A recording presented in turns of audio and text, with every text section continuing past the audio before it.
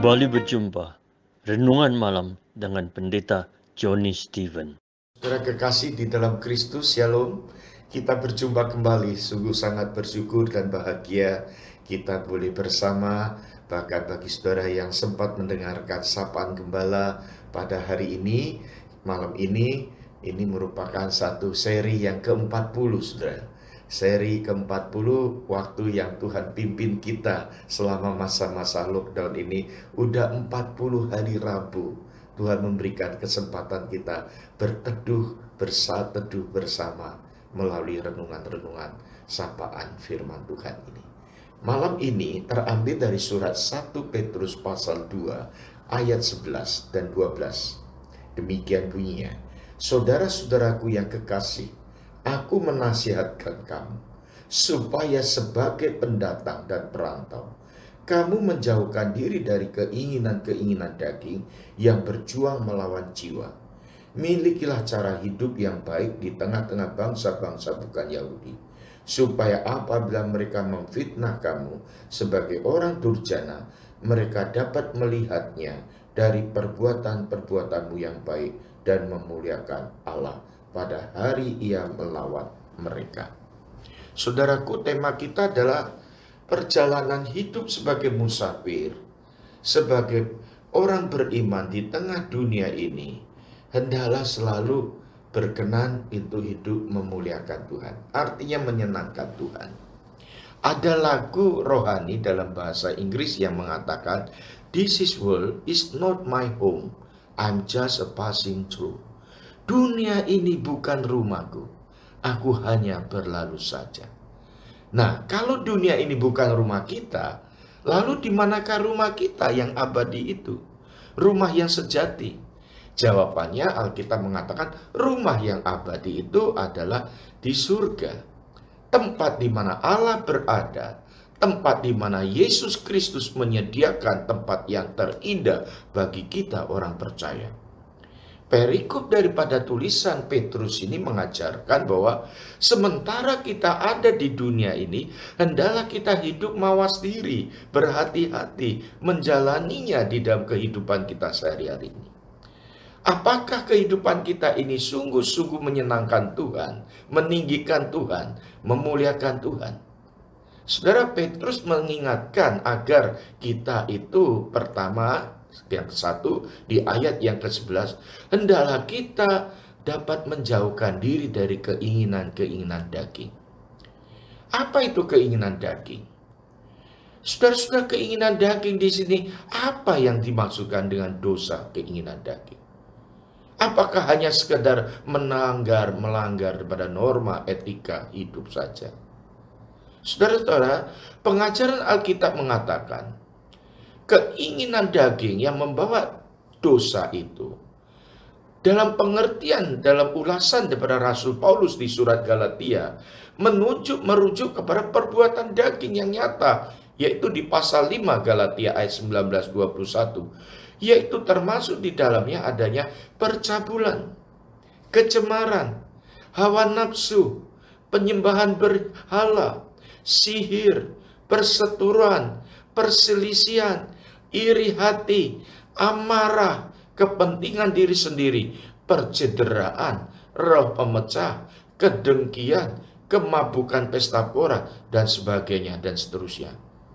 Dikatakan terhadap semuanya ini, ku peringatkan kamu, saudara, agar kita tidak melakukan hal-hal yang demikian. Karena orang yang melakukan hal-hal demikian tidak akan mendapat bagian dalam kerajaan Allah. Saudara-saudara, jadi perbuatan daging itu sifat manusia yang jauh dari Tuhan. Keberadaan manusia yang telah jatuh dan jauh dari Tuhan, hidup di luar Kristus. Saudaraku yang dikasihi Tuhan, hendaklah kita tidak demikian. Pasal 2 ayat yang ke-11 dari surat 1 Petrus ini, saudara, dikatakan yang kedua, yaitu hendaklah kita menyadari status kita. Status kita ini sebagai perantau atau pendatang di dunia ini. Pendatang atau perantau itu ada orang yang hanya melewati suatu daerah saja atau melewati satu negara. Ia hanya bermukim di tempat itu untuk sementara saja. Oleh karena itu, jangan kebiasaan hidup di daerah itu melekat pada diri kita, yang kemudian menjadi sesuatu yang mendarah daging, yang akan berakibat fatal karena bertentangan dengan hukum dan negara di mana kita berasal, yaitu sebagai warga kerajaan surga. Saudara, demikian juga dengan pola hidup kita. Pola hidup kita ini janganlah kita itu dipengaruhi atau digarami oleh dunia ini, tetapi menggarami dunia ini, menjadi saksi di tengah dunia ini dengan cara hidup yang sungguh-sungguh menunjukkan Kristus. Mengikut pengikut Kristus dengan pola hidup sesuai dengan Kristus. Hidup yang menjadi murid Kristus. Hal ini akan membawa saudara-saudara bagi kita kesaksian hidup untuk boleh tetap berpusat dan meninggikan bahkan memuliakan Tuhan. Yang ketiga, yang terakhir dari renungan kita malam hari ini, kita harus berpegang pada status kita sebagai warga kerajaan surga. Ayat 12 di sana. Warga kerajaan surga yang disebut oleh Tuhan sebagai terang dunia, sebagai garam dunia. Paulus menulis dalam surat 2 Korintus 3 ayat 3 dikatakan, karena telah ternyata bahwa kamu adalah surat Kristus. Paulus memakai kata kamu adalah surat Kristus, artinya Tuhan memakai kita sebagai saksinya dalam kasihnya, dalam anugerahnya untuk menyatakan Injil yang berkekuatan, yang berkuasa untuk menyelamatkan manusia berdosa ini. Saudaraku, kita hidup sebagai pengikut Kristus. Kita kadangkala dibenci, bahkan ditolak oleh dunia. Bahkan sering mendapatkan sorotan yang tajam dari dunia ini.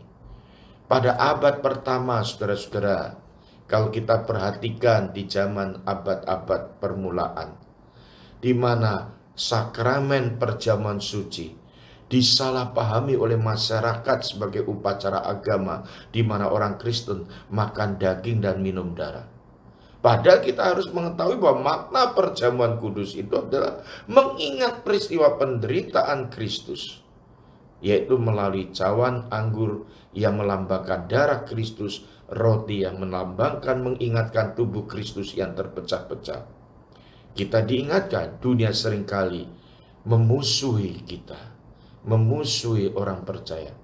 Namun melalui kehidupan kita, marilah kita tetap dengan kerendahan hati kita, dengan kehidupan orang yang sungguh percaya beriman kepada Tuhan. Mari kita tinggikan Dia. Kita lawan dengan kasih. Kita hadapi dengan lemah lembut. Kita hidup dengan penuh bijaksana, menyatakan sebagai warga kerajaan surga. Kiranya Tuhan memberkati kita, saudara. Malam ini kita akan lanjutkan dengan mendengarkan alunan musik lagu Nafiri Sion, angklung yang sangat-sangat setia menyertai pelayanan perenungan setiap Rabu. Biarlah Tuhan memberkati. Silakan mendengarkan. Amin.